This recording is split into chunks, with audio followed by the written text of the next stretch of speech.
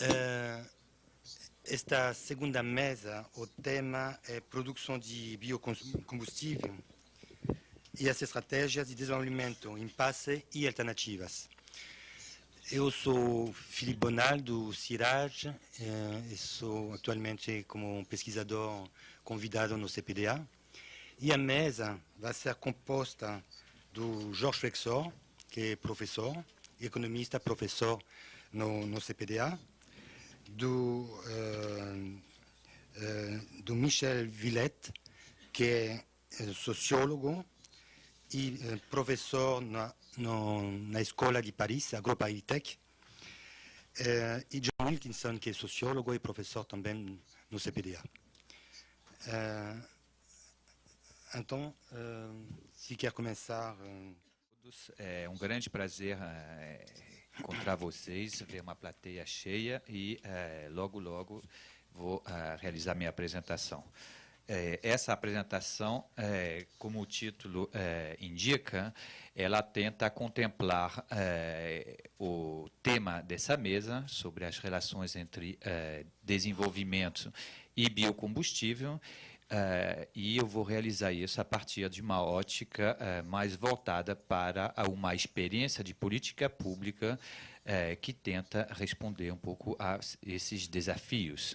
Então, vou iniciando pela apresentação. Então, essa apresentação basicamente está estruturada em 3 partes. A primeira apresenta o contexto internacional, para contextualizar um pouco o tempo histórico mais presente. A segunda apresenta rapidamente os fatores condicionantes da expansão dos biocombustíveis.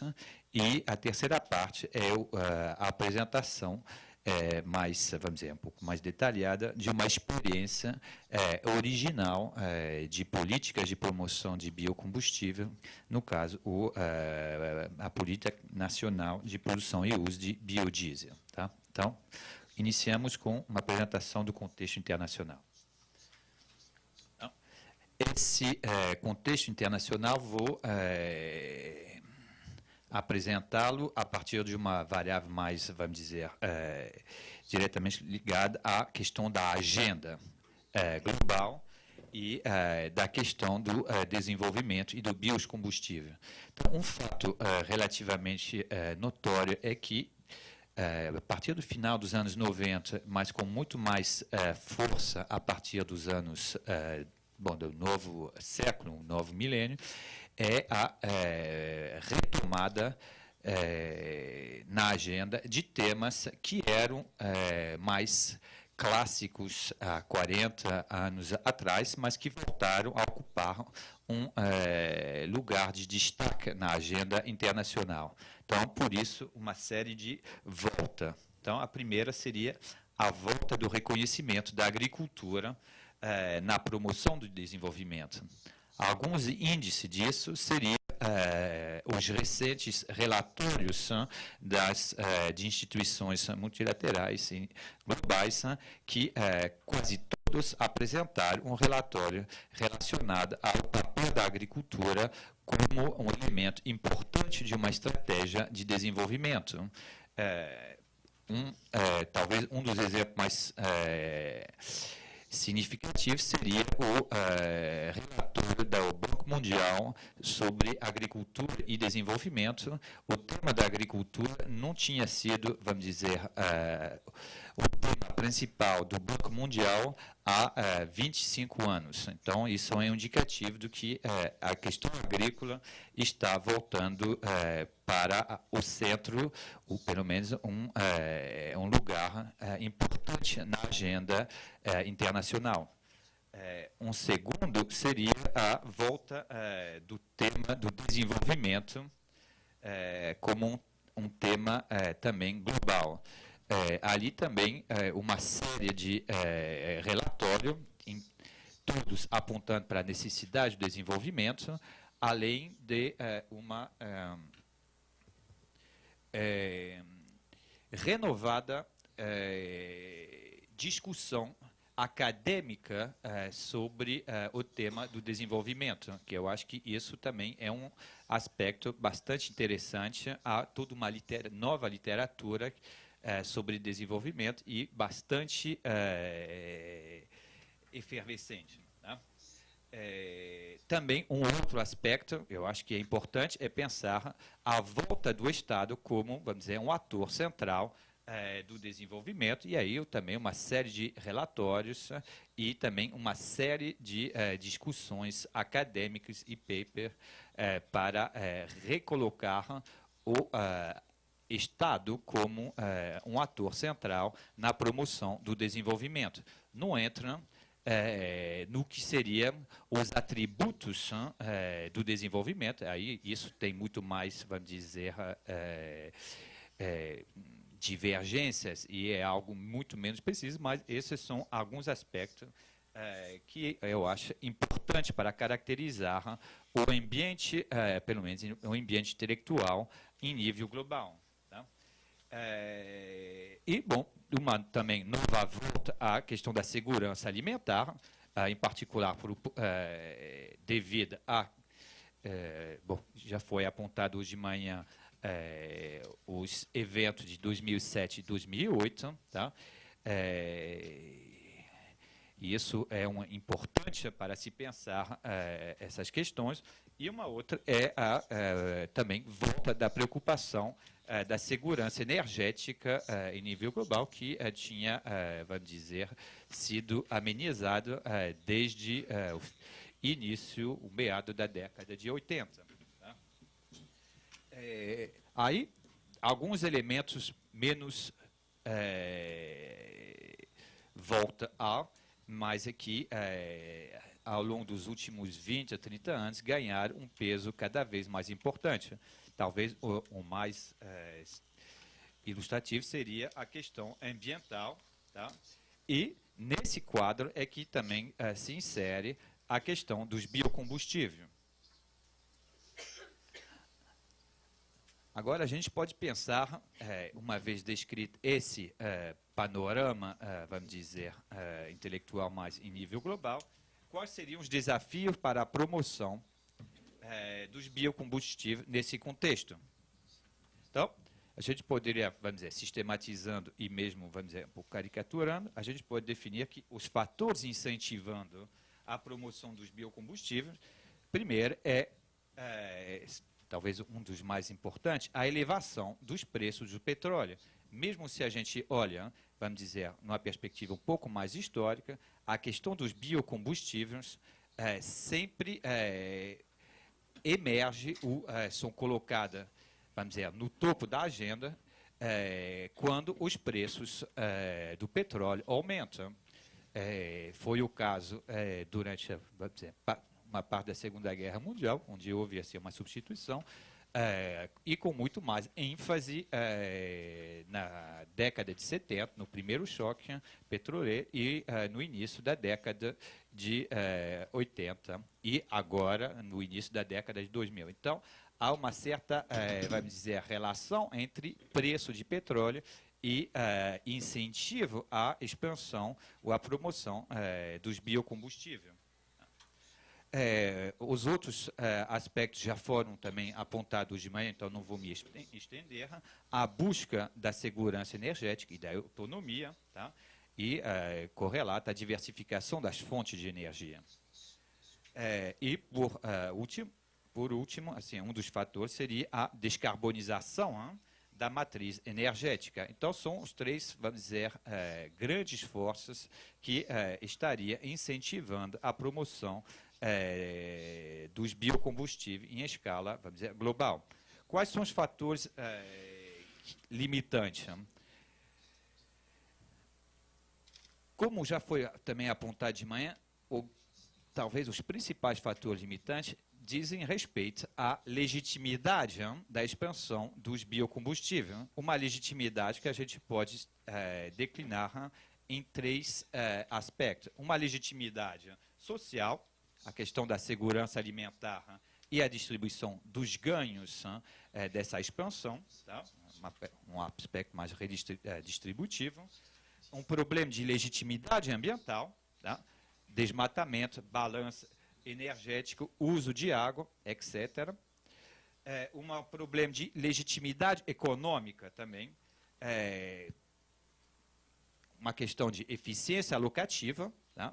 Melhor alocar recursos para biocombustível ou para outras tarefas e, em muitos casos, um retorno social contestável. Tá? Então, isso é um pouco, seria as questões mais que impactaria a legitimidade dos biocombustíveis, por exemplo, no caso do milho americano, é uma questão um pouco mais importante.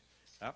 Além disso, há questões mais produtivas ligadas a tecnologias,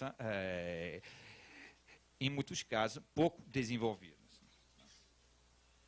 Bom, então, agora vou passar para a terceira, vamos dizer, perna dessa exposição, que é pensar a política nacional de produção e uso de biodiesel como um caso interessante, como uma experiência, vamos dizer, interessante e original para jogar nessas, pelo menos, três pernas que limitariam a expansão dos biocombustíveis, tentando responder tanto em termos de legitimidade econômica, legitimidade social e legitimidade ambiental.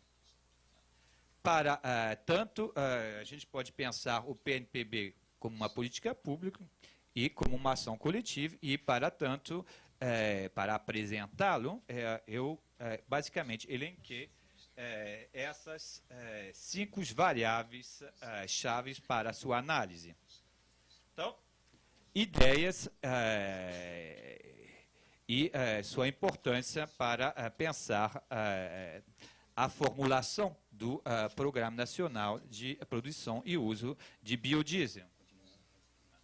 Então, só para, vamos dizer, uma breve lembrança histórica, como eu já falei,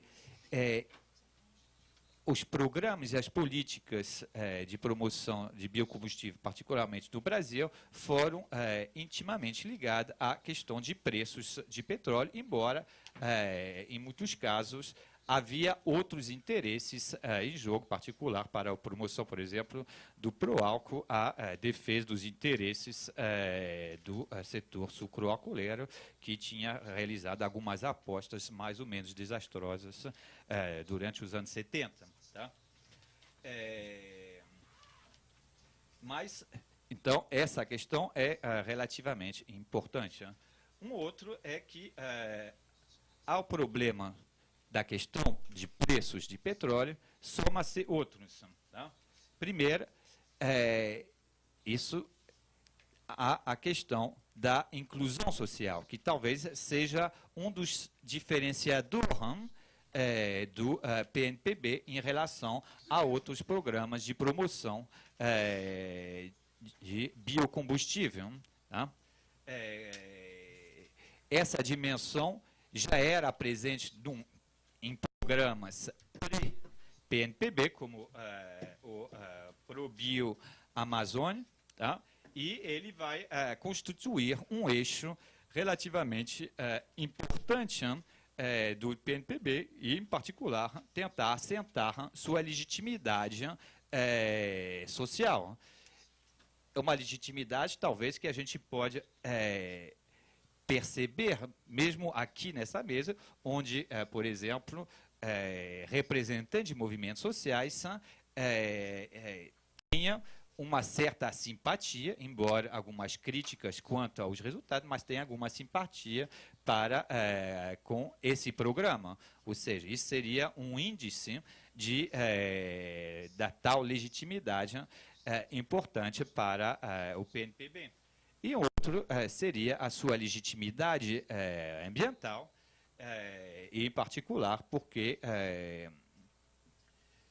nesse programa há, primeiro, uma busca para um uso diversificado de matérias-primas, em particular associado às diferenças regionais, Além disso, dizer ser um amortecedor de preços de choque de petróleo, ela tem uma sua, vamos dizer, viabilidade e sua legitimidade econômica, então, em termos de economias de dívidas, sendo que boa parte do diesel no Brasil é importado. Tá? Então, essas ideias, vamos dizer, colocadas, vamos dizer, institucionalizadas, são importantes porque elas criam uma certa inercia no programa e isso que eu vou tentar, vamos dizer, apontar no final, as mudanças são possíveis, mas ela levarão em conta as decisões tomadas previamente. Então, o outro aspecto, uma outra variável importante é a questão dos incentivos, tá? E da sua implementação e a implementação, seu resultado na implementação do PNPB. Então, o programa cria uma série de incentivos, tá? A criação de um mercado seguro, tá? Aí seria mais a segurança econômica, tá? Diminuir os riscos para a indústria, colocando uma rampa gradual para a criação de mercado, com B2, ou seja, 2% de adição de diesel vegetal ao diesel mineral, um B3, B4, B5, e está se discutindo um B20 para ônibus metropolitano, ou seja, uma série de incentivos que garante um mercado mais ou menos cativos para a indústria de biodiesel. Isso seria, em termos de pensar um pouco a sua legitimidade, sua viabilidade econômica. Outro elemento importante foi a criação de um leilão institucionalizado para criar vamos dizer, mecanismo de formação de preços importante quando se sabe que há 3, 4 anos atrás o mercado de biodiesel é virtualmente inexistente no Brasil. Tá? Além do mais, se criou um selo combustível social no intuito de incentivar a incorporação da agricultura familiar na cadeia de biodiesel e, nesse sentido, tentando, vamos dizer, implementar a legitimidade social do programa. Tá? Além do mais, uma série de incentivos tributários diferenciando segundo as regiões brasileiras, no intuito, de novo, de promover algum tipo de inclusão diferenciada, em particular para os agricultores do Nordeste e do Norte. Só que, como qualquer outro programa e ação coletiva, ele é permeado de incerteza, tá? Que colocam que muitas vezes não enxerga, mas faz com que o programa passe por momentos, vamos dizer, de dúvidas quanto à sua viabilidade, tanto econômica, quanto social, quanto ambiental. Quais foram as principais incertezas vamos dizer, desde a implementação do programa? A elevação do preço das matérias-primas, a soja em particular, durante o famoso pique de 2008, mas já vinha caminhando numa rampa inicialmente com degrau leve, mas foi se acentuando durante o segundo semestre de 2007. Tá? Uma outra fonte de incerteza que quase minou a implementação do PNPB foi o formato dos leilões, tá? Quando, sobretudo nos leilões 6 e 7, quando houve deságio relativamente importante, em média, em média mais de 22% vamos dizer, nesses leilões, o que poderia minar as expectativas da indústria de biodiesel. Tá? Houve também problema de entregas isso podia também minar a legitimidade econômica do programa. Além do mais, houve outros problemas ligados à questão da soja, que, e em medida, assim, em peso muito menor, o sebo bovino domina tremendamente a oferta de matéria-prima para o biodiesel, minando, nesse caso, a provável legitimidade social e ambiental do programa. Tá? Além do mais, houve um outro problema que basicamente que foi levantado também nesta manhã, e que pode minar a legitimidade social do programa, diz respeito à difícil incorporação da agricultura familiar no PNPB. Né? Os dados são confiáveis porque varia entre 35 e 60 mil famílias, mas o que se sabe é que a grande maioria mesmo desses agricultores familiares são do Sul e do Centro-Oeste, sendo a parte oriunda do Nordeste e do Norte muito baixa. Os atores são variados, tá? Há governos, agricultores, indústria, grandes empresas nacionais, instituições de pesquisa e montadores, e talvez isso seja um dos aspectos também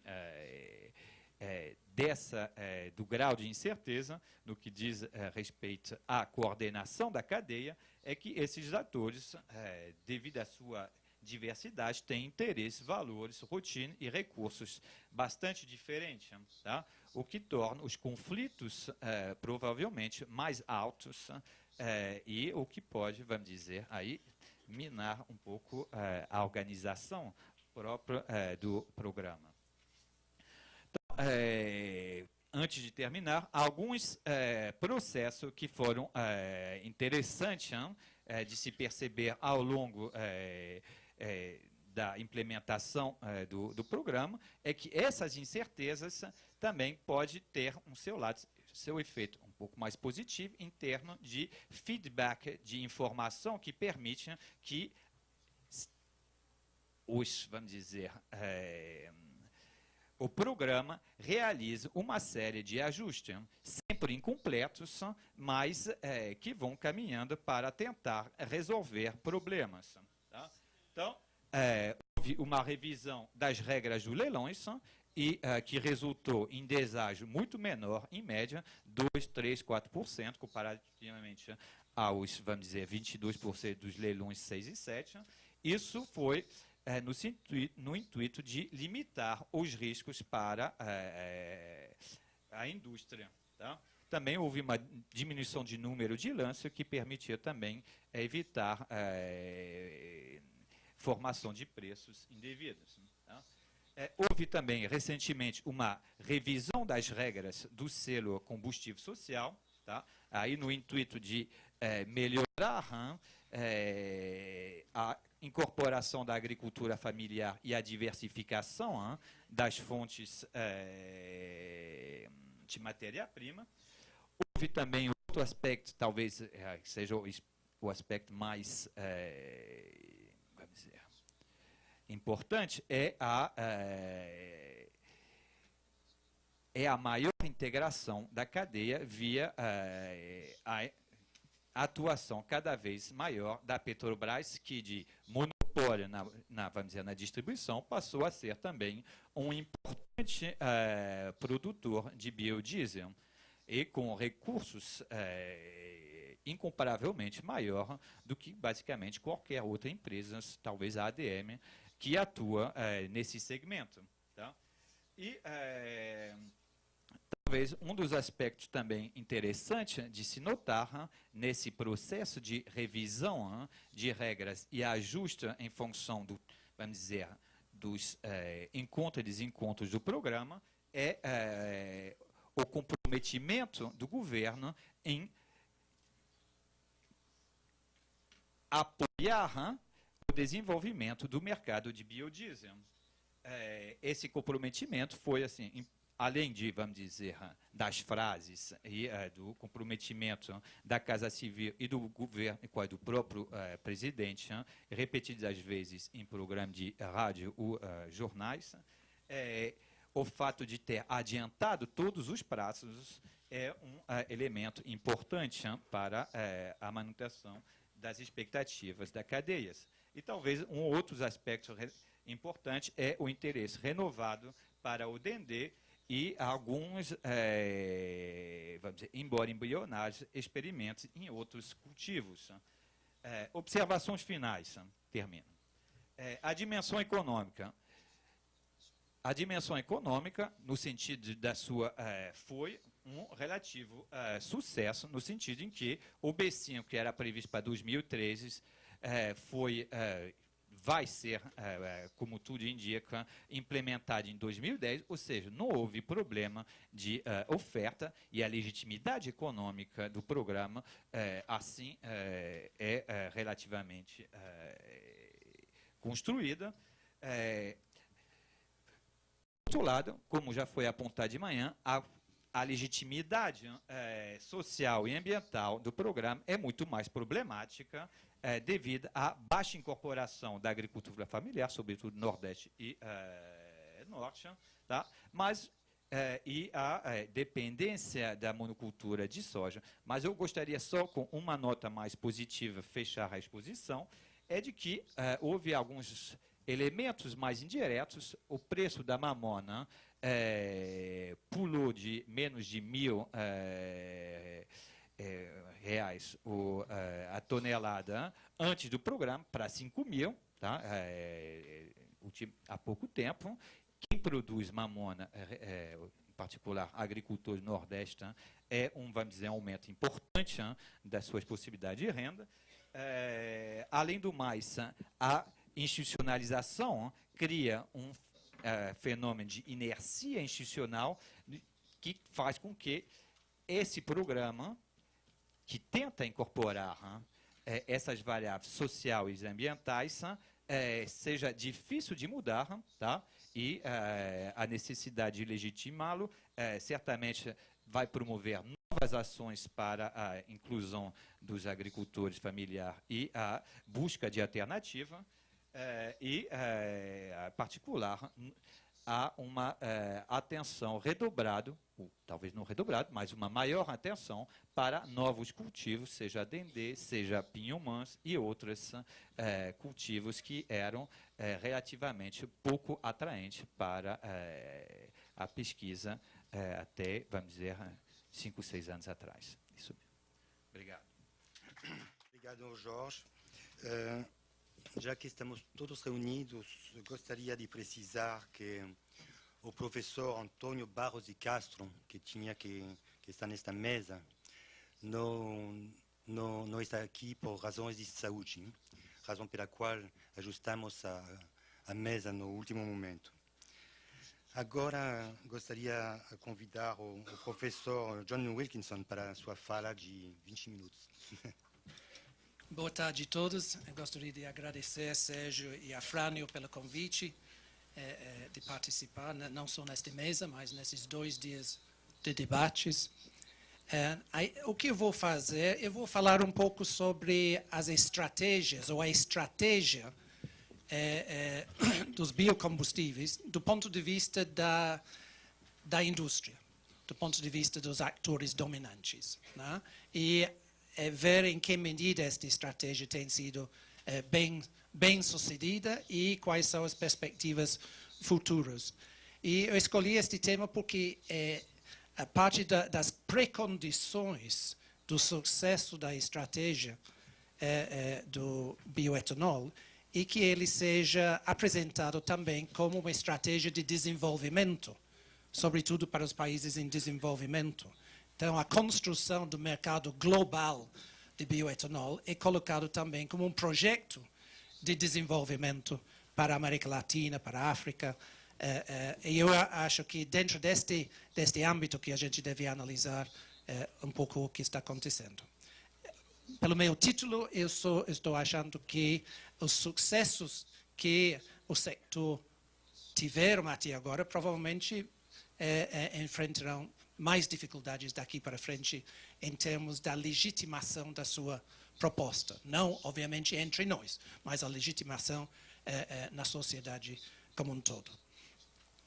Em termos de considerações iniciais, eu não vou poder elaborar muito o contexto em que eu estou tentando analisar isso, mas por trás disso, obviamente, é uma reflexão sobre as novas relações entre o mercado, entre a sociedade civil e o Estado. Durante os últimos 10 anos, tem havido uma reviravolta nestas relações. O Estado agora é mais atuante, não é o Estado minimalista, sobretudo nos países como o Brasil, bastante intervencionista. A sociedade civil não simplesmente é mais bem organizada, mais ativa, mas é mais legitimado como interlocutor e negociador do mercado, dos assuntos econômicos. Não é tratado como irritação de fora, mesmo que seja também isso. E o mercado se vê crescentemente com as suas relações com a sociedade sem claras fronteiras. Que o mercado precisa, para seu avanço, internalizar cada vez mais valores que anteriormente eram valores da sociedade civil separado, compensatórios do Estado. Então, eu acho que o pano de fundo disso é esta inter-relação nova, conflituosa e diferente entre estes três componentes. O outro é que o lugar da batalha tem mudado bastante. Não é simplesmente uma defesa de interesses, mas é uma defesa de interesses mediada pela ciência. E a ciência filtrada pelos meios de comunicação. E estes são absolutamente essenciais, é a forma em que os atores se legitimam no mercado e ganham apoio para políticas públicas. Mas esta é uma legitimação sempre provisória e frágil. E este faz com que existe uma dinâmica hoje nas relações e as percepções em torno destes mercados muito diferente do que antes. O que se fala muito em relação ao bioetanol é que realmente é como uma bolha parecida ao mercado financeiro. 5 ou 6, 10 anos atrás, ao máximo, era o Deus. Houve um consenso que fazia parte de uma solução. Pessoas tinham ideias diferentes, mas bastante forte na sociedade civil também, que esta proposta tinha sentido e que seria uma componente de qualquer solução. 5 anos depois, quase, e com base naquela, uma enxurrada de metas adotadas pelos governos em todos os segmentos do mundo. 5 anos mais tarde, você tem quase um consenso negativo em torno dos biocombustíveis, tanto em termos energéticos, como econômicos, como em termos de emissões analisadas de outras ópticas. Então, tem uma velocidade no posicionamento e consolidação de alianças, estratégias e políticas hoje em dia, que é uma coisa muito nova. Aí eu chamo a atenção aqui do último número do Dinheiro Rural, que tem o golpe oficial contra a cana. Os canaviais brasileiros estão pegando fogo. Por quê? Porque houve a divulgação de um estudo conduzido pelo Ministério do Meio Ambiente que colocaria o etanol como um combustível mais poluente do que a gasolina, etc, etc, etc. Então, novidades da ciência que começam a reposicionar toda a discussão, enquanto em tempos atrás estes seriam relegados aos jornais acadêmicos para uma discussão que só muito mais tarde entraria no terreno político. Hoje em dia ele é um instrumento político, ou explicitamente ou por default, imediatamente. E a resposta a isso não é simplesmente a resposta, tem que ser também à altura científica. Então, não ícone, qual é o outro? Única, né? Argumenta que, na análise, o governo mostrou um ranking que indica os modelos de automóveis mais poluentes, fabricados em 2008. Os cálculos levaram em conta as emissões de 3 tipos de gases: monóxido de carbono, hidrocarbonetos e óxido de nitrogênio, mas deixaram de fora o CO2, responsável pelos gases de efeito estufa e que, por consequência, leva a aquecimento. O ranking possui falhas de metodologia, ponderou o consultor de emissões e tecnologia da Única. Os dados causaram apreensão no sector. Afinal, de uma hora para outra, o produto brasileiro perdeu o status de combustível ambientalmente correto. Uma ideia que o mundo está literalmente comprando. Só em 2008 foram 5,16 bilhões de litros exportados, um volume recorde responsável para um mercado de 6 bilhões. A divulgação de um estudo com metodologia duvidosa em um momento em que o marco regulatório do pré-sal acaba de ser lançado, já levanta preocupações quanto ao posicionamento do governo. O que eu quero chamar é a volatilidade, né? Da política, né, em torno destas questões hoje em dia, a maneira que a ciência está sendo árbitro permanentemente em que todos os atores têm que se posicionar. E os atores da sociedade civil têm se destacado nos últimos anos pela produção de relatórios cada vez mais bem estudado, bem fundamentados em dados, e estes que têm tido um impacto muito grande na mudança de opinião nos formuladores de políticas. Estes 2 pontos. O terceiro ponto, eu acho que não vou poder entrar nisso, mas fundamentalmente o que fica claro, eu acho, de uma análise das estratégias de globalização do mercado de etanol, é que precisamos situar isso dentro de uma visão institucional. A situação, a dinâmica no Brasil não é simplesmente uma dinâmica de um componente da economia, mas é uma dinâmica complexa que é o resultado de fatores bem distintos e complementares. E nesta dinâmica institucional que a proposta de bioetanol faz ou não faz sentido no Brasil, mas não pode ser transposto diretamente para outros países sem levar em conta a institucionalidade diferente nestes outros países. Não pode entrar muito em detalhes sobre isso, mas esta é a ideia básica. Então, o que eu acho que, por bem ou mal, o sector de cana, sobretudo, mas o sector de bioenergia no Brasil, conseguiu uma grande vitória ao longo dos anos na sua projeção do etanol brasileiro da cana como sendo uma exceção. E em quase todos os estudos você tem a ressalva que, provavelmente no caso brasileiro, em termos econômicos, em termos energéticos, em termos de emissões e em termos de competição direta com alimentos e, a depender, Brasil, o etanol é uma exceção. Então, o Brasil, mesmo que tenha havido um consenso em torno dos problemas atingindo o outro conjunto de produtos utilizado para etanol e também para biodiesel, o cana-de-açúcar, etanol de cana-de-açúcar, realmente saiu relativamente imune.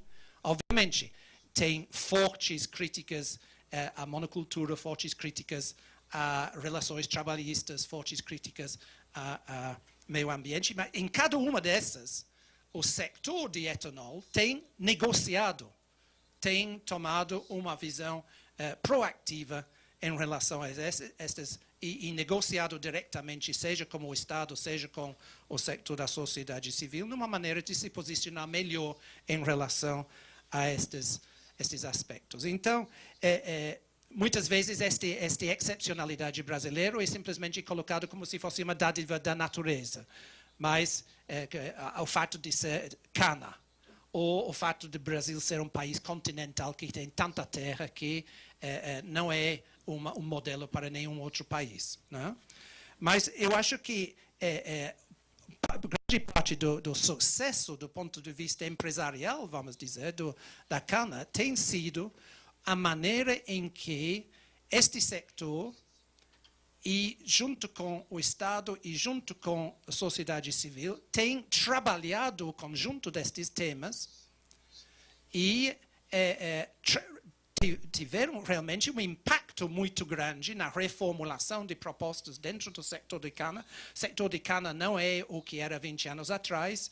Eu concordo plenamente com Roberto Gruno hoje de manhã, esta forma de legitimar, mas é só legitimando porque é visto como sendo legitimado, não?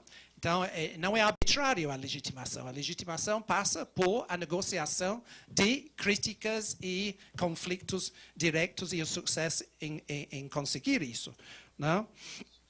E então, eu acho que temos uma nova geração de líderes no setor empresarial da cana que saiu do Pensa, que saiu da academia dos agronegócios e tem uma familiaridade com as novas regras do jogo, que é um debate, que é negociação com a sociedade civil e toma uma visão proativa sobre isso. Por sua vez, o Estado tem sido uma força não simplesmente de monitoria, mas de regulação forte. Podemos achar que não foi longe suficiente em muitos aspectos, mas a ação da promotoria em termos de questões trabalhistas tem sido um mecanismo muito forte no recuo e remanejamento e negociações em torno de mecanização, em torno de toda uma série de outras coisas, que faz com que o sector agora aceita, mesmo que não goste, a questão de zoneamento, que em tempos atrás não teria aceito, porque entende que tem que o seu negócio fundamental é o mercado global. Este é o ponto que eu quero chegar. Eu acho que também o fato de ter tido o programa biodiesel ajudou, né? Temos inclusão social no biodiesel e tem a competência empresarial no etanol. Então, tanto que você tem um para compensar o outro, tudo bem. Mas a questão é que esta excepcionalidade, né, ele pode sobreviver, né, a transformações necessárias para a estratégia do mercado global. Então, inicialmente, como foi falado hoje de manhã, conseguiu, e o presidente Lula negociou neste sentido do bom etanol.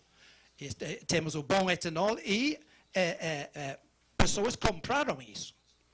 E este faz uma outra coisa, que todos os grandes commodities hoje em dia têm que ser bons commodities. Antes você tinha os grandes commodities, por um lado, e os mercados de qualidade por outro lado. Fair trade, orgânicos, mas não é isso hoje em dia. Tudo tem que ser bom, tudo tem que ser sustentável. Seja soja, seja pecuária, seja cana. E a cana passou por este crivo, não?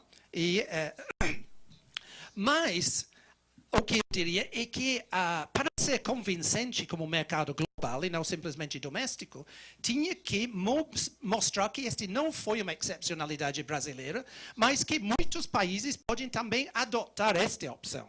Tem 23 países no mundo com grande capacidade para produzir cana e, portanto, não vai ser um monopólio de cana substituindo um monopólio de petróleo. E, então, para legitimar isso, tem que construir um mercado global. Mas qual é o mercado global mais fundamental de todos? O mercado fundamental é os Estados Unidos. E os Estados Unidos é o quê? Os Estados Unidos é o mau etanol. E como você negocia, quando o seu interesse fundamental é de entrar no mercado dos Estados Unidos, como você negocia, insistindo que eles têm um mau etanol. Este é o grande drama. Então, eu não posso entrar nos detalhes deste drama, mas ele persegue alianças lá em Miami e toda uma série de coisas com os governos para abrir uma opção de etanol de cana por lá.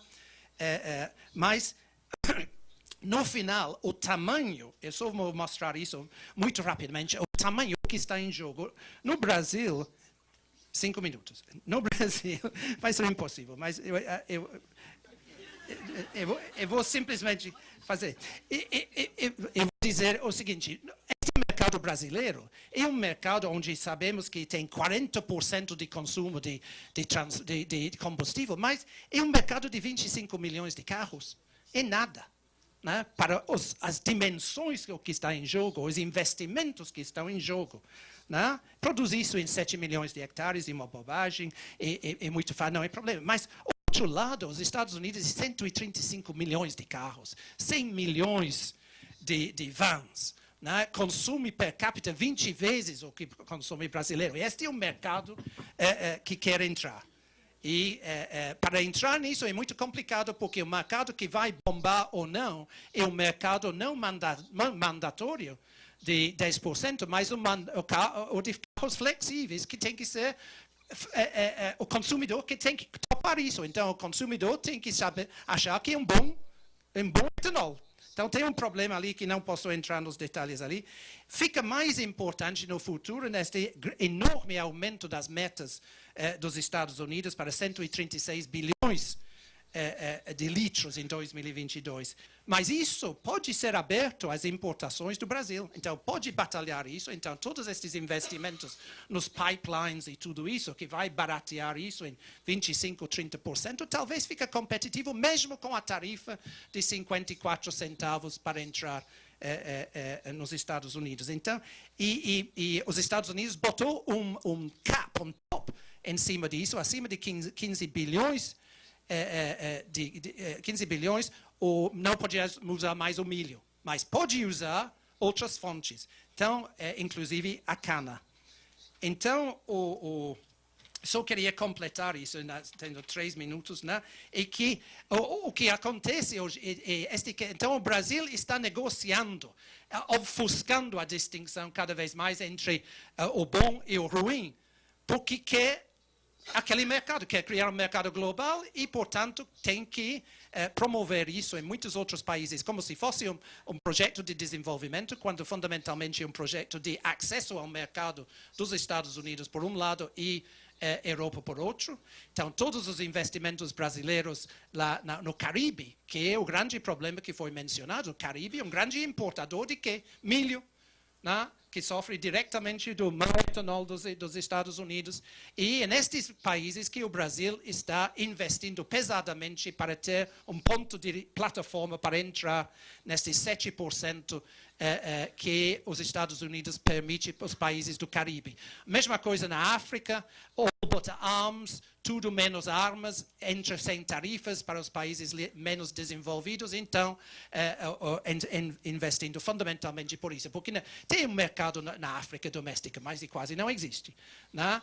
A mesma coisa do Caribe, são coisas menores. A questão é de entrar nos mercados grandes. Mas para fazer, tem que projetar que é um projeto de desenvolvimento. E aí eu acho que isso vai ser muito difícil de vender. Se conseguiu vender o bom etanol, no caso brasileiro, excepcionalidade, não vai poder ser fácil de vender isso como bom etanol num projeto de globalização do mercado, onde, como foi colocado hoje de manhã, as condições são totalmente diferentes. Você tem a maioria em alguns países de produtores são pequenos produtores de cana.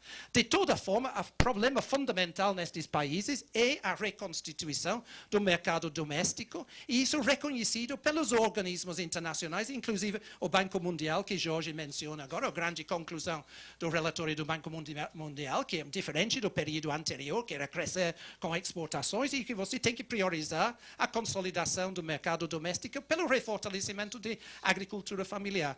Então, neste contexto, o que estou finalizando, dizendo, acho que estou finalizando, sim, né?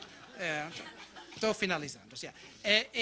E que neste contexto de estar investindo, projetando o etanol como mercado global, o Brasil, junto com outros países, mas o Brasil está entrando e tentar promover isso em países que não têm Estado, não têm sociedade civil, não têm uma estrutura herança do Brasil que permite a negociação destas questões e não vai ser sustentável do ponto de vista dos debates de legitimação. Então, eu acho a questão de poder legitimar este mercado com base no bom etanol, né? E o bom etanol é essencial para todos os commodities, é o bom essencial para todos os commodities, vai ser muito problemático. Então, muito obrigado. Obrigado, John. Je passe la parole maintenant au professeur Michel Villette. Merci aux organisateurs. Je m'appelle Michel Villette, je suis sociologue français. J'ai fait ma thèse avec Pierre Bourdieu il y a très longtemps. Et ma spécialité, c'est l'étude de la pratique des hommes d'affaires, l'étude ethnographique des pratiques d'entreprise. Malheureusement, aujourd'hui, je vais avoir du mal à vous parler de la pratique parce que la recherche dont je vais vous parler, elle n'a pas encore été faite. J'espère qu'on pourra la faire un jour sur le cas brésilien, mais pour l'instant, elle n'est pas faite. Donc, je présente simplement ce que j'ai pu rassembler comme information depuis la France pour essayer de faire une préfiguration de la recherche que nous pourrions faire au Brésil et bien sûr avec des Brésiliens. Voilà. Donc, c'est tout à fait exploratoire et il est possible que ce soit très faux. C'est vous qui en déciderez, car c'est vous qui connaissez le milieu beaucoup mieux que moi. La ponctuation, le sujet de mon exposé, c'est la ponctuation dans la vie des affaires. Ponctuation, c'est un terme de la grammaire. Et dans un manuel de grammaire française des années 30, on peut lire cette jolie phrase. La ponctuation est la respiration de la phrase. Bien des gens la négligent, c'est à tort, car la ponctuation est un élément de clarté. Elle permet de saisir l'ordre, la liaison, les rapports des idées. Et je vais essayer de vous montrer que dans la vie des affaires aussi, et comme d'ailleurs dans beaucoup d'interactions sociales, la ponctuation des événements est un élément essentiel pour comprendre ce qui arrive.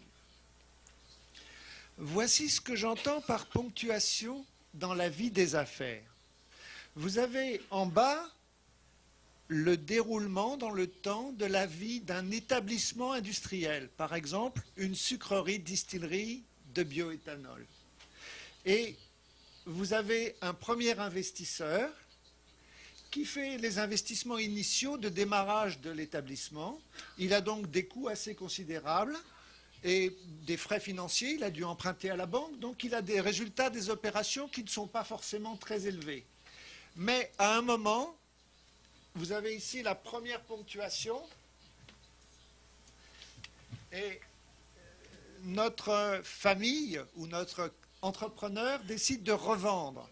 À ce moment-là, il réalise une très forte plus-value. Éventuellement, il entre dans le club des gens très riches, des milliardaires. Et dans le même temps, nous avons des intermédiaires, les banquiers d'affaires, les avocats d'affaires, les consultants, qui vont réaliser aussi beaucoup de profits dans la gestion de cette transaction. Et puis nous avons un deuxième investisseur qui lui aussi qui a dû emprunter pour racheter cette entreprise, donc il va avoir beaucoup de frais, beaucoup de charges. Il va peut-être gagner très peu d'argent, voire faire des pertes, et un jour il revend, et il fait à nouveau des profits.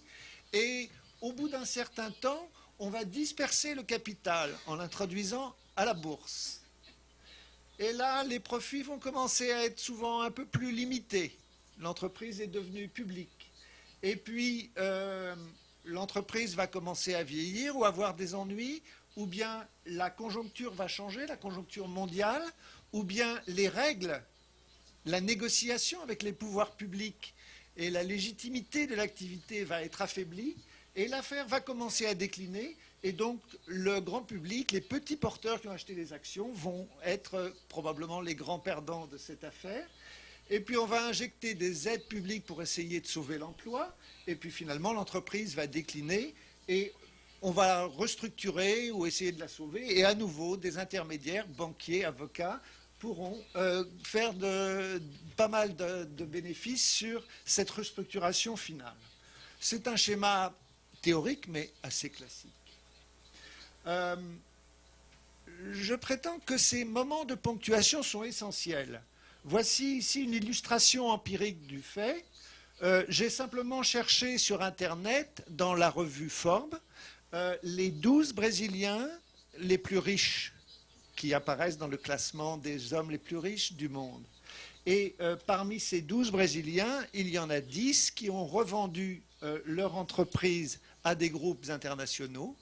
Et c'est à cette occasion qu'ils sont entrés dans le club très fermé des milliardaires mondiaux. J'ai mis ici, je pense que vous pouvez lire facilement ce tableau.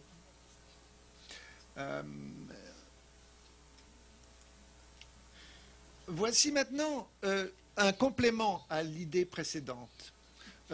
C'est l'idée qu'il y a... J'ai représenté ici 3 secteurs. Sur le tableau, sur la courbe noire, on pourrait dire que c'est par exemple l'électroménager au Brésil. La deuxième courbe serait par exemple la production bovine au Brésil, et la troisième serait par exemple le bioéthanol. Et nous avons 3 catégories d'investisseurs. Les pionniers, ce sont les gens qui développent cette industrie au départ, au moment où cette industrie décolle, et qui sont en quelque sorte des innovateurs.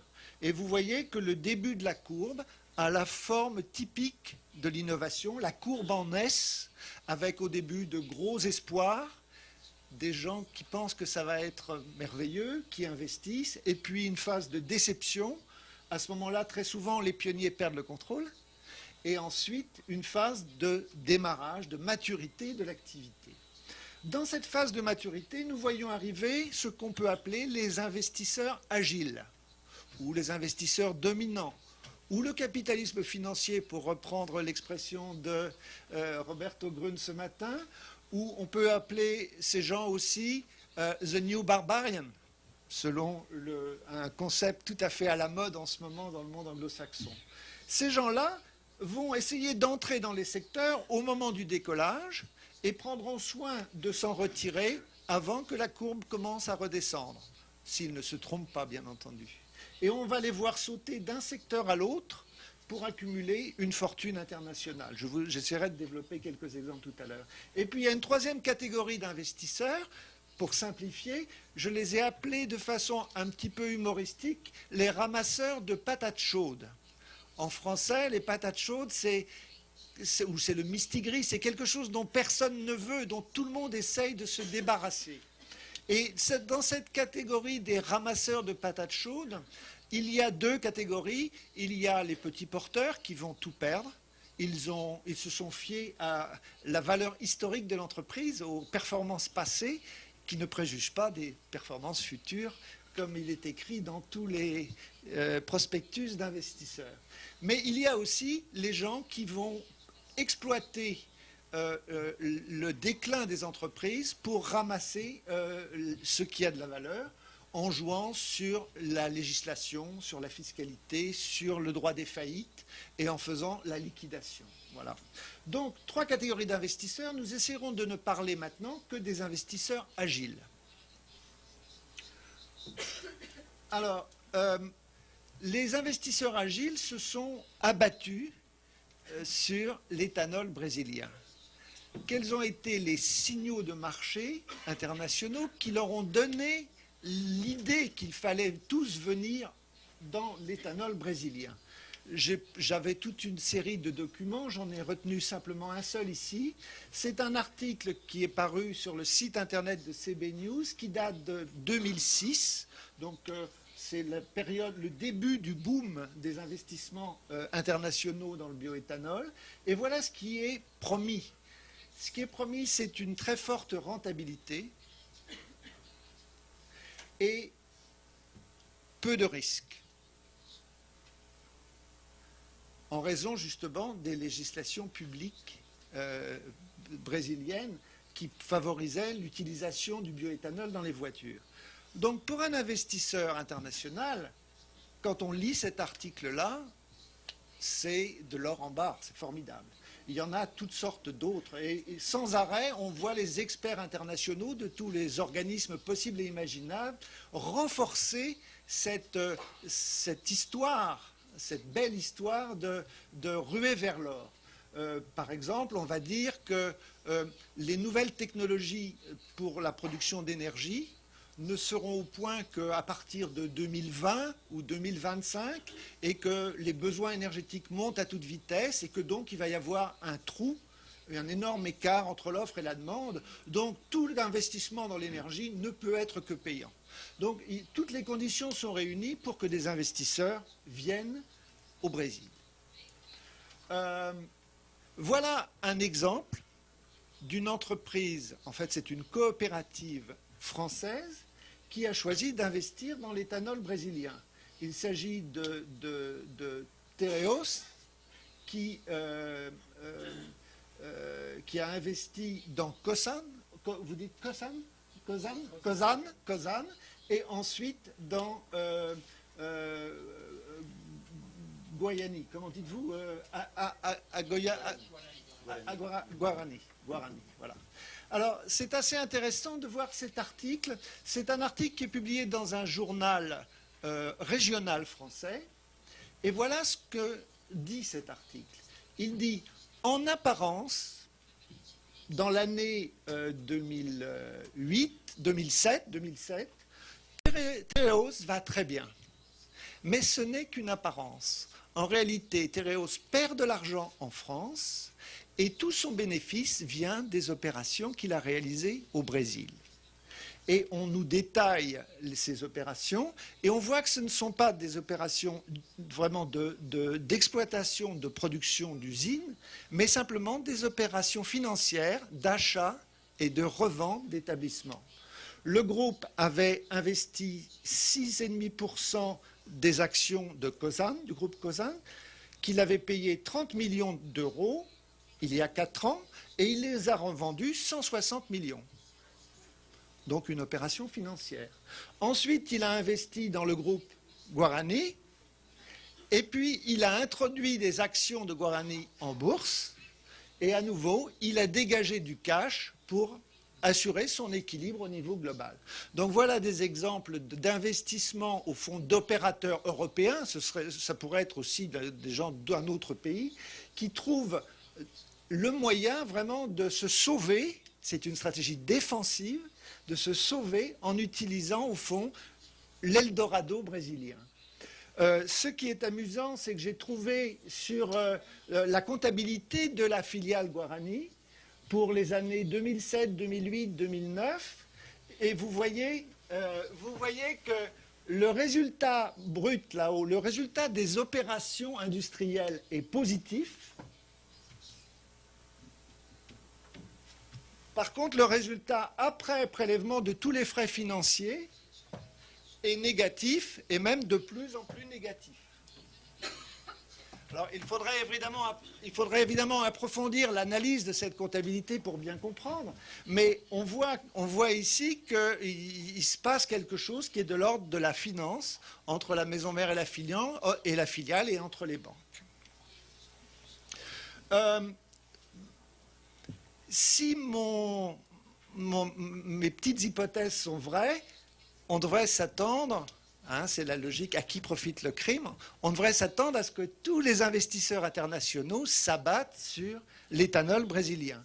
Et vous avez ici la liste des fusions et acquisitions qui ont été réalisées en 2007 et 2008. Et vous voyez en effet que tous les grands du monde sont venus se mettre dans l'éthanol brésilien, et en particulier les grands négociants de denrées alimentaires comme Bunge, ADM, Louis Dreyfus, qui est là depuis 2007, etc. Alors, les intermédiaires financiers encouragent et légitiment ce processus, puisqu'ils vont eux-mêmes, selon mes hypothèses, en être des grands bénéficiaires. Et j'ai repris ici la première page, la page de couverture du rapport annuel d'activité de la Banco Safra, qui est donc une banque brésilienne. Et vous voyez qu'on a représenté la goutte de bioéthanol, là-haut, comme symbole des grosses affaires, des affaires chaudes qui vont se passer dans l'année en cours.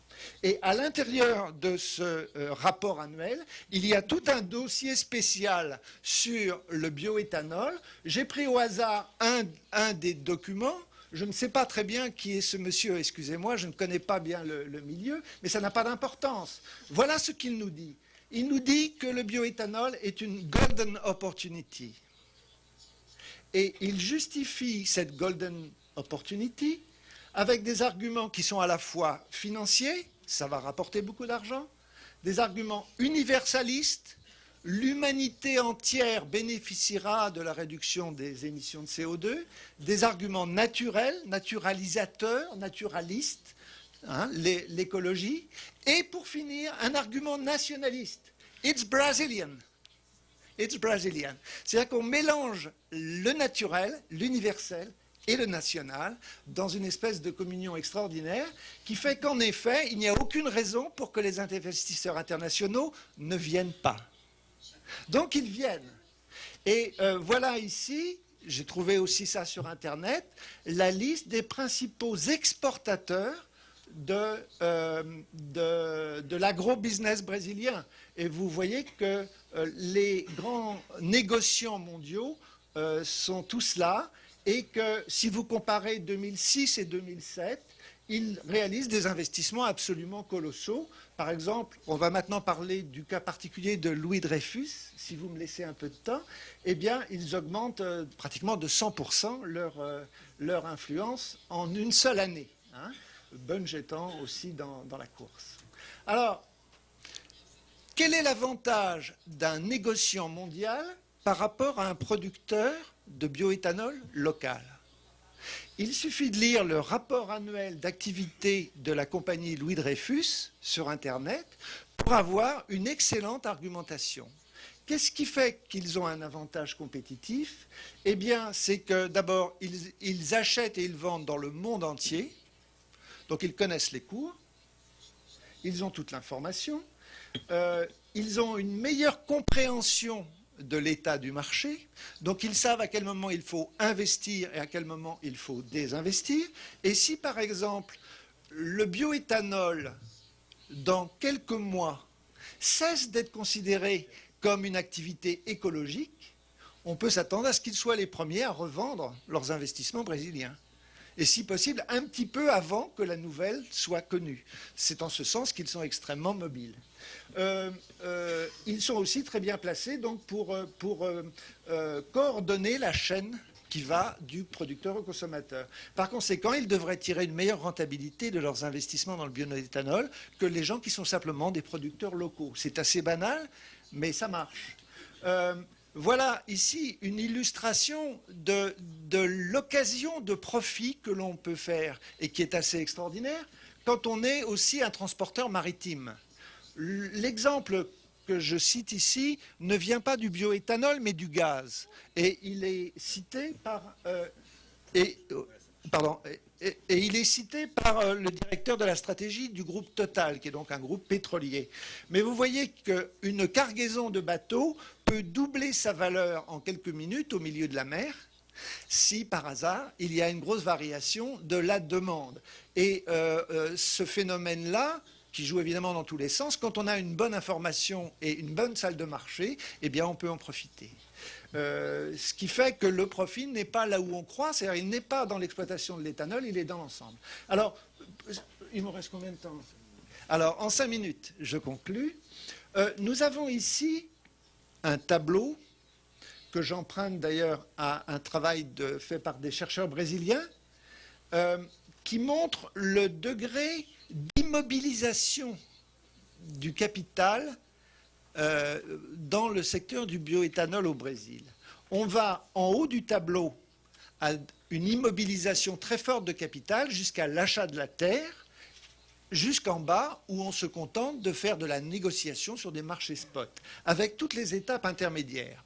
En bonne logique, des investisseurs internationaux nomades, des New Barbarians, devraient essayer de se maintenir toujours en bas du tableau, en immobilisant le moins possible de capital et en étant le moins possible attachés au secteur et surtout au territoire qu'ils sont en train d'exploiter. Ce serait de bonne logique. Mais vous voyez que compte tenu de la pénurie actuelle de ressources énergétiques et de carburant en particulier, eh bien, même des négociants comme la firme Louis Dreyfus sont obligés de se fixer un peu. Donc j'ai représenté ça par la petite flèche rouge. Ils sont obligés de remonter dans l'immobilisation de capital pour sécuriser leurs approvisionnements. On peut penser que c'est une période très transitoire. Ils marchent en quelque sorte à l'envers de leur tradition professionnelle de négociants et d'armateurs. Donc dès que l'occasion se présentera, à mon avis, ils vont ressortir, ils vont revendre leur investissement. Et ils vont faire avec les usines de bioéthanol exactement ce qu'ils font avec les bateaux. C'est-à-dire que pour les transporteurs maritimes ont l'art d'acheter les bateaux quand il n'y a pas assez de bateaux, quand on pense que la circulation de navires va augmenter, et à les revendre quand il va y avoir excédent d'offres de transport sur le marché. Eh bien, ils vont faire probablement la même chose. Donc, on a vraiment affaire à ce qu'on peut appeler les investisseurs nomades. Voilà. Je conclus. Quel est le lien de ce bon petit discours avec les politiques publiques? L'articulation entre ces stratégies privées et les politiques publiques. Eh bien, je reviens au dessin du départ, et il y a quelque chose qui, me semble-t-il, n'est pas fait par les pouvoirs publics, ou pas suffisamment fait. À l'échelle d'un territoire où des usines, par exemple, de bioéthanol sont implantées, il me paraîtrait extrêmement utile que les collectivités locales, les autorités, disposent d'une équipe de consultants, auditeurs, qui en quelque sorte ferait des due diligence à chaque moment de ponctuation. Et se poserait la question de comment garder une part des ressources qui ont été accumulées sur le territoire. Et les cas sont extrêmement variables. Chaque étude doit être particulière, je pense. Et il ne s'agit pas de faire des règles générales. Il s'agit de se poser la question, comment faire pour qu'une part de la plus-value qui est réalisée au moment de la revente des établissements revienne aux gens qui ont fait le travail, aux habitants, et comment faire aussi pour que, à l'étape suivante, pour le prochain investisseur, le remboursement des dettes auprès des banques qui ont été contactées pour faire l'acquisition ne mette pas l'usine en perte permanente, ce qui justifie des salaires bas et une intensification du travail de la main-d'œuvre pour rembourser les dettes. C'est-à-dire qu'on a, que ce soit avant la ponctuation ou après la ponctuation, on a en quelque sorte une évaporation des ressources qui quittent le territoire. Comment maintenir une part de ces ressources pour les habitants? Il me semble que c'est un sujet d'étude. On n'en a pas parlé ici, mais c'est un sujet qui serait intéressant, pas seulement pour les Brésiliens, aussi pour les Français, etc. Et il y a un manque probablement d'expertise des représentants des autorités publiques pour accompagner ces moments de ponctuation qui sont les moments où l'argent s'en va. Voilà. Obrigado ao professor Villette para esta apresentação muito clara. Eu acho que as três apresentações são bastante complementares, não? E vão suscitar bastante perguntas, não?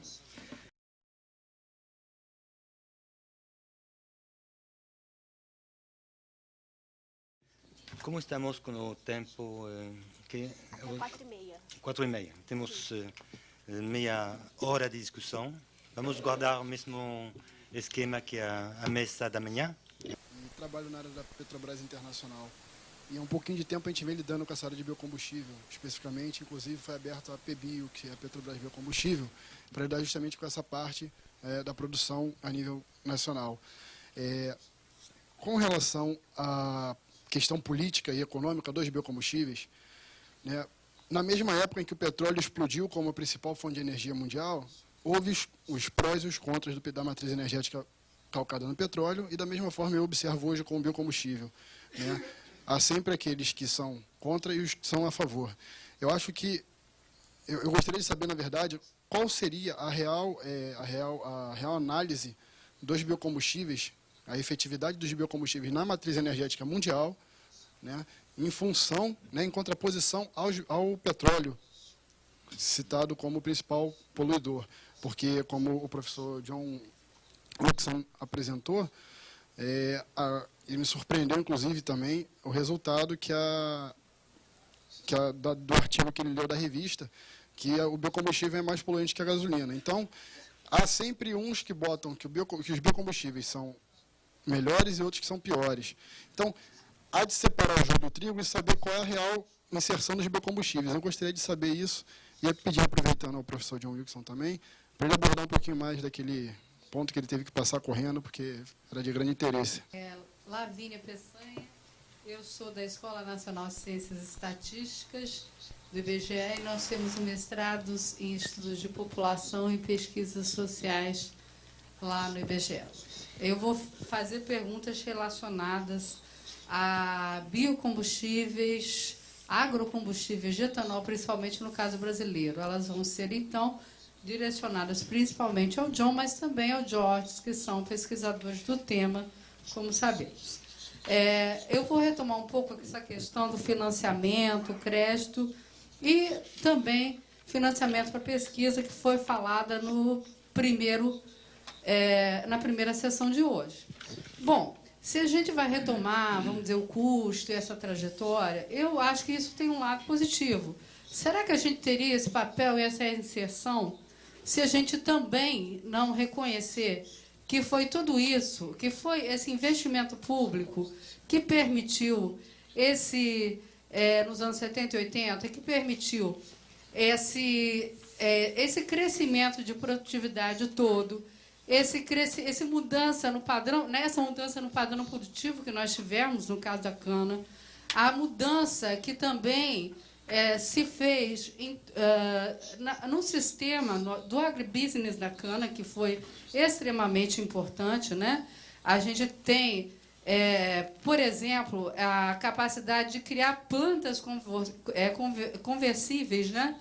Que eram só de álcool e passaram a ser conversíveis de açúcar e álcool, e que foi o que sustentou, após a crise do álcool no Brasil, como o financiamento para Cuba cessou depois da queda da União Soviética, decresceu substantivamente, né, a produção de açúcar em Cuba, e o nosso mercado externo de açúcar aumentou tremendamente, por exemplo, né? Então, tudo isso, inclusive, sustentou que essa indústria de cana, pelo menos em São Paulo, continuasse viva, né? Talvez não da mesma forma que antes. Então, a gente também tem que ver no que resultou todo esse financiamento. Eu acho que tem que ver o custo. Tem um lado negativo, eu reconheço tudo isso, o que significa isso em termos ambientais, sociais, principalmente, mas a gente, se for falar de história, também tem que ver o que significou isso para o país. Será que a gente teria esse boom hoje, que a gente teve de etanol? Não estou dizendo que esse boom é positivo. Bom,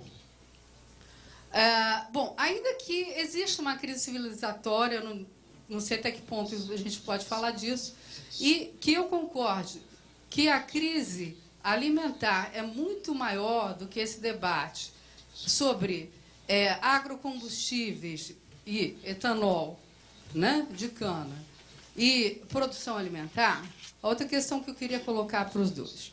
Bom, a gente sabe que o preço do etanol, ele tem sido regulado de fato e vamos dizer, a tendência indica, para quem analisa graficamente dados substantivos, né, que há um atrelamento forte, que pelo menos no médio prazo ele vai continuar, entre preço de petróleo e preço de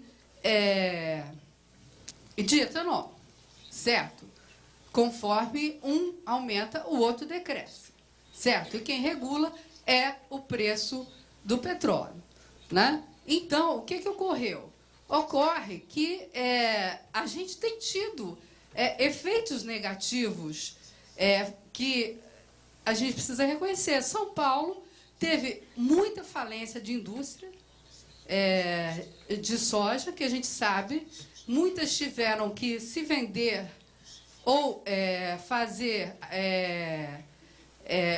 enfim, contratos de fusões e etc., a qualquer preço, e houve um arrefecimento também no cultivo. Teve muito prejuízo, sim, à indústria de cana. Eu estou falando isso das últimas conferências que eu vi do pessoal que está estudando de perto isso em São Paulo. Bom, então a gente tem que isso tudo é associado, eu penso, de mudança na conjuntura do petróleo. Bom, a última coisa que eu queria colocar para o John, será que dá para separar tanto assim business, agrocombustíveis e agricultura familiar? Porque a gente viu também, em São Paulo, as empresas, elas compram de médios produtores cana, né? Inclusive em municípios onde não há planta produtora de álcool, mas há um cultivo quase total dentro do município, e muitas vezes arrendam terras também de médios e pequenos produtores. A gente encontra até cultivo de cana em assentamentos. Isso é fato. Então, eu queria saber se dá para a gente fazer uma separação tão clara. Ou, é claro, no nível geral, no nível macro, são dois sistemas distintos. Mas, se a gente for descendo para o micro, a gente vai ver que a coisa está mais misturada. Principalmente nos locais onde há muita produção de cana. Era basicamente isso. Merci. Christian Camelio. Je voudrais poser une question à Michel Villette parce que j'étais très intéressé par sa présentation que je trouvais passionnante sur des questions que moi je connais assez mal.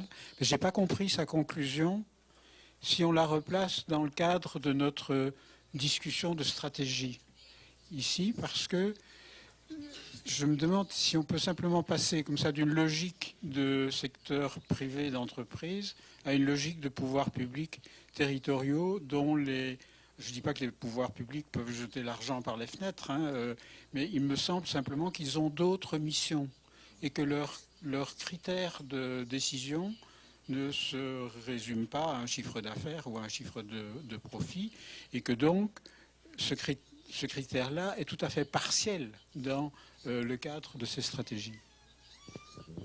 Renato Maluf, é uma observação que talvez ajude a completar o quadro interessante que o John descreveu, essa dinâmica internacional, que é o seguinte: nós temos trabalhado aqui nesse seminário e em outros locais com o etanol brasileiro e as opções, sobretudo essa estratégia de comoditização internacional, como se fosse evidente. E acho que valeria a pena se perguntar um pouco sobre o porquê disso e de tal maneira inserir a questão do etanol e da agroenergia mais além do que esse debate sobre fontes de energia e colocá-la como uma estratégia de desenvolvimento do país no seu componente de inserção internacional. O que eu quero dizer com isso? O país não precisaria ter um programa de etanol para exportar. O Proálcool não tinha uma grande expectativa de exportação. Era abastecimento, autossuficiência doméstica, autonomia em relação, menor dependência do petróleo Bom, e ao mesmo tempo tinha o argumento da poluição. Mas o fato é que a opção nesse momento não é uma mera redução do pró-álcool, é uma coisa muito maior, e tem a perspectiva de uma, quer dizer, eu quis dizer que ela é parte de uma estratégia de desenvolvimento no seu componente de inserção internacional, que reafirma a inserção internacional como exportador de matéria-prima. Ainda que o etanol tenha um grau de agregação de valor um pouco superior que grão de soja, mas o fato é que ela é um pouco uma reafirmação de uma opção, digamos. E eu acho que valeria a pena a gente, quando discutir a questão do etanol, colocá-lo nesse quadro, mais além da mera discussão energética, digamos assim. Vou começar para responder para o Angel. Angel, bom, cá no EDND, pode ter sido uma escolha se era, vamos dizer, duas matérias-primas para o mesmo biocombustível. A gente teria, vamos dizer, algum elemento de comparação, assim. Mas, já que são para dois biocombustíveis diferentes, eu acho que não é uma escolha, vamos dizer, que se baseia, vamos dizer, sobre um critério, vamos dizer, que me parece evidente. Depois a gente pode, vamos dizer, o critério poderia ser mais de simpatia, mas aí sai um pouco do critério de escolha mais, vamos dizer, embasado em algum tipo de recurso analítico ou empírico. Então, assim, para mim não se coloca como, vamos dizer, uma escolha. Além do mais, assim, o DND, até de um ponto de vista, eu não sou agrônomo, então não vou entrar em muito detalhe, mas o DND está muito mais, vamos dizer, adaptados a princípio para as regiões norte do país, enquanto, vamos dizer, a cana mais para centro-oeste e, vamos dizer, sul, centro-oeste e assim por diante. Então, vamos dizer, eu acho que não há nem conflito em termos de usos, vamos dizer, substituto, quanto em termos da sua geografia. Então, acho que assim, talvez pode-se colocar o DND frente a outras oleaginosas do norte. Aí eu acho que o DND tem lá suas vantagens em termos de rendimento por hectares e, vamos dizer, já ter uma, vamos dizer, uma aprendizagem e, vamos dizer, um acúmulo de conhecimento científico não desprezível, sobretudo que agora eles estão eles chegaram ao sequenciamento genético do DND, então eu acho que imagine vai ter uma nova, vamos dizer, espaço para frente de, vamos dizer, melhoria, vamos dizer, para o bem e para o mal. Isso é uma outra questão, mas eu acho que, vamos dizer, se os rendimentos do etanol melhoraram assim por fator 5 ou 6, vamos dizer, essas últimas décadas, é possível talvez intervir isso para o DND. Então acho que se for bem, vamos dizer, monitorado e adequado, vamos dizer, uma questão. A cana, no caso do Brasil, também não há um substituto, pelo menos equivalente no primeiro tempo, talvez com o álcool celulósico. Aí estaremos assim com outro tipo de discussão, mas que não se coloca, pelo menos no momento, tá? Quanto à baixa incorporação da agricultura familiar e a questão da mamona e depois dos outros cultivos,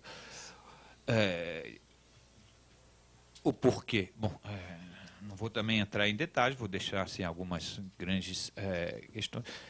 Certamente houve um erro, como já apontou inicialmente Renato, de privilegiar inicialmente a mamona e esperar, sobretudo, eu acho que houve talvez um descompasso entre as esperanças e as expectativas e os resultados do programa.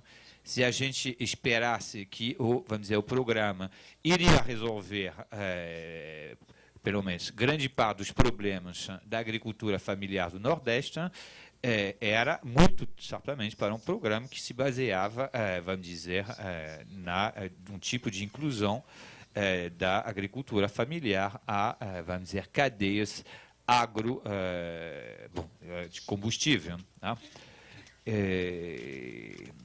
E a mamona, ela tem também, como apontou o Renato hoje de manhã, tem alguns problemas, além de ter rendimento relativamente baixo por hectares, ela tem, vamos dizer, ela não tem tanto subproduto quanto vamos dizer, a soja. A soja você faz amanhã, tem o óleo, e o resto você pode vender tudo, vamos dizer assim. No caso da mamona, a torta é torta, eles trabalham em cima de processo para tornar a torta não tóxica, mas ainda será necessário de várias pesquisas. Né? E, em particular, também ao fato de que o preço, vamos dizer, mercado substituto ao biodiesel se encontra para a cadeia vamos dizer, de mamona, cujo preço, em particular, em termos de indústria farmacêutica e química, e é um elemento relativamente importante quando esta oferece preços relativamente bem acima, sobretudo depois do PNP, vamos dizer, da integração da mamona ao PNPB, começaram a aumentar de maneira bastante significativa o preço do óleo de mamona, que talvez seja assim, um dos efeitos indiretos interessantes do PNPB é que talvez os agricultores não lucram diretamente com sua integração à cadeia, mas vamos dizer, pela força assim, de novos concorrentes, faz com que, vamos dizer, talvez a indústria seja, vamos dizer, química, seja mais à vontade, opera de uma maneira menos monopsônica e, vamos dizer, oferece preços melhores para o óleo de mamona. Então, isso talvez um efeito mais indireto, mas que não é desprezível para, vamos dizer, produtor de mamona no Nordeste. Mas, vamos dizer, para além da questão da mamona em si, acredito que um dos, vamos dizer, dos problemas está muito mais ligado à integração produtiva de pequenos agricultores do Nordeste, vamos dizer, com baixa assistência técnica, com, vamos dizer, pouca rotina e prática de atuar em, vamos dizer, mercado consolidado, de se integrar com algumas empresas que tenham, vamos dizer, lá sua agenda de entrega, de processamento e tudo mais. Ou seja, há problema, além de sérios problemas de assistência técnica e tudo mais. Ou seja, não se faz do dia para amanhã, vamos dizer, mesmo no caso da agricultura, em geral, a responsividade da oferta aos incentivos são relativamente importante, relativamente a outros, vamos dizer, indústrias, mas mesmo assim não se faz de uma maneira tão direta como talvez se esperava com os desenhos do programa. No que diz respeito às outras oleaginosas, dendê, girassol e algodão, tem lá suas vantagens comparativamente à mamona, de ter, vamos dizer, cadeias já mais ou menos estruturadas e importante, ou seja, em termos de logística, processamento e tudo mais, já está mais ou menos integrado. Então, tem lá suas vantagens, além de algumas vantagens em termos a mais agronômicos, de se encaixar em alguns perfis. Assim, sistemas ambientais diferenciados no caso brasileiro. Lá vinha rapidamente para finalizar. Investimento público permite a competitividade.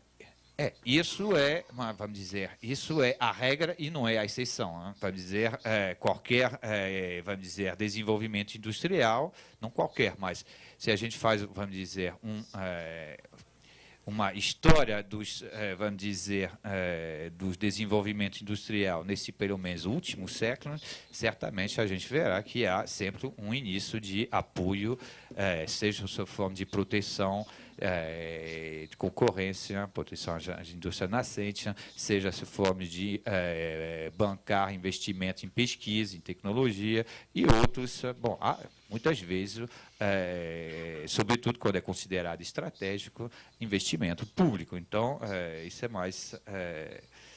E talvez, assim, no caso importante do etanol, né,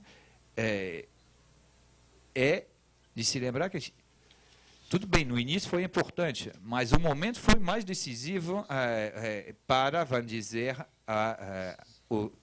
o setor de etanol não entrar realmente em processos, vamos dizer, uma situação muito problemática com vamos dizer, no início dos anos 90, vamos dizer, houve sérios problemas em termos tanto de reputação, com a falta de entrega, quanto vamos dizer, regulamentações totalmente, o arcabouço regulatório extinto pelo governo, mas houve, no início dos anos 90, uma lei que pode ter passado desapercebida, mas que foi muito importante, é da adição, uma percentagem de adição de etanol a gasolina, o que, vamos dizer, garantia o mercado cativo. Basicamente, é isso. Em relação à questão de ciência, né? E a questão que eu tentei colocar, que, de fato, ciência é a forma em que os interesses e valores são negociados hoje em dia entre distintos grupos, né? Então, a ideia de ter uma objetividade, um consenso forte e permanente em torno da ciência é muito problemática hoje em dia, né? Eu acho que a luta, a campanha é de criar um consenso provisório, né? Em torno de algumas questões. O que existe hoje em dia é uma questão Calon tem um artigo muito interessante onde ele diz que a definição de qualquer espaço implica a exclusão, né? A própria definição, né? E provavelmente muitas outras pessoas falaram coisas parecidas, mas quer dizer, onde você para na análise dos custos, né? Ou impactos, né? A mudança no debate hoje em dia tem sido exatamente por cientistas entrando dizendo o ciclo de análise não pode parar ali. Você tem que analisar isso. Tem que vai mais para trás, tem que vai mais para frente, tem que efeitos indiretos e tudo isso, né? Então é muito complexo isso, é muito difícil e no final terminam sendo decisões políticas, né? Mas são suscetíveis, se o novo conhecimento trazido é suficientemente forte, para serem perturbados novamente. Então, eu acho que realmente o que você tem são interesses camuflados como metodologias hoje em dia, né? É um novo campo de conflito. Não? Em relação à agricultura, agribusiness e agricultura familiar, na questão da cana, obviamente você tinha pequenos fornecedores tradicionalmente e uma parcela que formalmente tinha que participar e tudo isso. Acho que hoje em dia a mecanização, todo o modelo que está sendo desenvolvido e sobretudo para os novos investimentos é uma questão muito mais radicalmente empresarial, não que seja numa escala só. Você tem vários módulos ainda que eles estão jogando, mas realmente a participação da agricultura familiar é mínima em relação à sua participação em carnes brancas, em muitas outras cadeias e tudo isso. A questão é que poderia ser renegociado. Poderia ser renegociado à luz também agora dos novos investimentos na África e na América Central, onde as condições são totalmente diferentes. E esse talvez tenha um efeito para trás de repensar as possibilidades de outros modelos, como você tem, muito marginais hoje em dia, mas tem lá no Sul, no Rio Grande do Sul, você tem modelos de organização de bioetanol, integrado com a produção de alimentos e tudo isso em estilo diferente, mas no setor em geral é nitidamente agribusiness, né? A questão da crise, a crise realmente está acelerando um fenômeno que você colocou muito bem e que eu não consegui desenvolver, é a transnacionalização do setor. Então, a mudança do setor fundamentalmente doméstico para o mercado global está sendo acompanhado para um processo de transnacionalização muito rápida e que percorre todos os sectores, e não apenas, muito embora seja muito importante, esta questão mais de financiarização. Está em todos os aspectos. Aí é um problema que você tem um setor durante 20 anos sendo alvo de algo em torno de 10 bilhões de dólares de subsídios e apoios e tudo isso, e seja suscetível a uma transnacionalização sem muito rumo. Né? Você não sabe qual vai ser a implicação disso. Né? E a crise acelerou isso. A crise fez com que você não tenha tantos investimentos novos, mas você tem uma aceleração de um processo de concentração e compra de muitas usinas em crises. E uma aceleração do peso dos transnacionais, mesmo que haja grupos grandes se globalizando brasileiros, que é o novo fenômeno de hoje. E esta transnacionalização, ele afeta todas as áreas, e afeta as áreas centrais onde o Brasil era muito importante. No pró-álcool, o Brasil dominou genética, dominou fermentação, dominou capital, maquinária, tudo. Não? Então, era uma coisa era a cadeia como um todo, não era uma mercadoria, na commodity neste sentido. Hoje em dia, este ainda permanece, mas você tem áreas críticas para o futuro, por exemplo, toda a área de genética avançada, Monsanto comprou, né? Que era um investimento que saiu de todo o projeto genômico brasileiro, que foi um esforço brasileiro muito importante, e agora estas empresas, né, compradas, e se pode apontar uma coisa parecida. Então, ele volta a essa questão de estratégia de desenvolvimento. Eu tratei mais a questão de Brasil tentando vender uma estratégia de desenvolvimento, como o que de fato era uma estratégia de acesso ao mercado. Mas, por outro lado, uma grande parte do BNDES, por exemplo, muitos analistas veem este sector como um setor onde o Brasil pode dar o pulo para um grande player num sector crescentemente de base tecnológica e que amplia de etanol para uma bioeconomia, né? Os bioplásticos e tudo isso, e você já tinha investimentos antes da crise neste sentido, DuPont e outras empresas, Santa Lisa, né, para produzir estas coisas. Então, eles veem isso como um setor de high-tech, mas aí não bate bem com este processo de transnacionalização que esvaziou um pouco a coerência.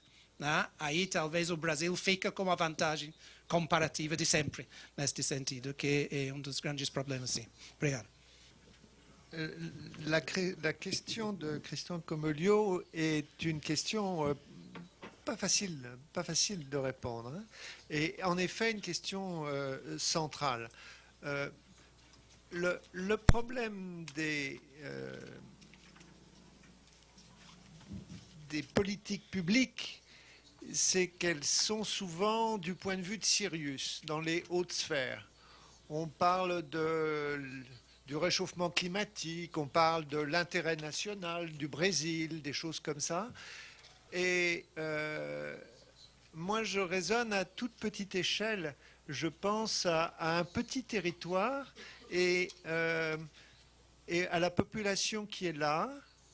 Et je pense à ce qui va lui arriver quand les investisseurs qui sont internationaux, qui sont tous venus à un moment, parce qu'il y avait une ruée vers l'or, le moment où ils vont se retirer, où ils vont brusquement disparaître, où ils vont laisser une frige industrielle, ce qui arrive dans tous les pays du monde, à un moment ou à un autre, et dans tous les secteurs pratiquement. Et il me semble que ce moment où les investisseurs internationaux fuient doit être préparé de longue date et doit être travaillé pour que les populations puissent rebondir. Il ne s'agit pas de freiner la mobilité du capital, il ne s'agit pas de freiner l'innovation technique, ce n'est pas du tout le problème. Il ne s'agit pas de faire du nationalisme économique et d'empêcher les étrangers d'investir, ce n'est pas le problème non plus. Le problème, c'est que des personnes qui représentent l'intérêt du territoire et qui auraient la compétence requise surveillent ce qui se passe en termes économiques sur ce territoire et négocie dans l'intérêt des populations. Et ça ne me paraît pas absurde parce que je vais vous lire ce que j'ai lu dans un rapport d'une ONG. Le rapport 2008 d'Amnesty International a souligné les conditions de travail proches de l'exploitation concernant les coupeurs de canne au Brésil, ainsi que des cas de travaux forcés qui, même si ceux-ci sont marginaux dans la profession, montrent que les tensions sociales sont très fortes. Nous attirons notamment l'attention des parties prenantes sur le futur des populations indigènes Guarani au Brésil et Afar en Éthiopie, qui voient leurs conditions de vie se dégrader rapidement du fait de la mécanisation, par notamment des multinationales d'origine européenne et du non-respect des coutumes de transhumance du fait de l'implantation d'immenses propriétés de monoculture de la canne soutenues par des investissements étrangers. Cette crainte est partagée par le Forum permanent de l'ONU sur les peuples indigènes, bon, etc. Ça veut dire que au niveau des grands forums internationaux, on est capable de parler de ça. On sait en parler. On sait pleurer sur le sort des populations, des planteurs des coupeurs de canne. Mais au niveau local, la négociation pied à pied avec les investisseurs pour ménager les intérêts de cette population, à mon avis, sont assez mal faits dans le monde entier. Pas seulement au Brésil, aussi en France. On ne sait pas faire ça. Et il y a une forme d'expertise peut-être à développer et aussi évidemment des formes juridiques à mettre en place. Au niveau local, au niveau de l'établissement, pas forcément au niveau du monde, hein, pour penser ces choses-là. Et on devrait parler beaucoup de ça quand on parle de politique publique. Or, on n'en parle pas beaucoup. Regardez, aujourd'hui, on en a très peu parlé, évidemment. C'est peut-être pas le sujet, mais en même temps, on fait des plans sur la comète, on s'intéresse au monde entier et pas aux gens. Voilà. Muito bem, me parece que essas últimas frases constituem uma boa conclusão da mesa. Agradecendo a todos os palestrantes.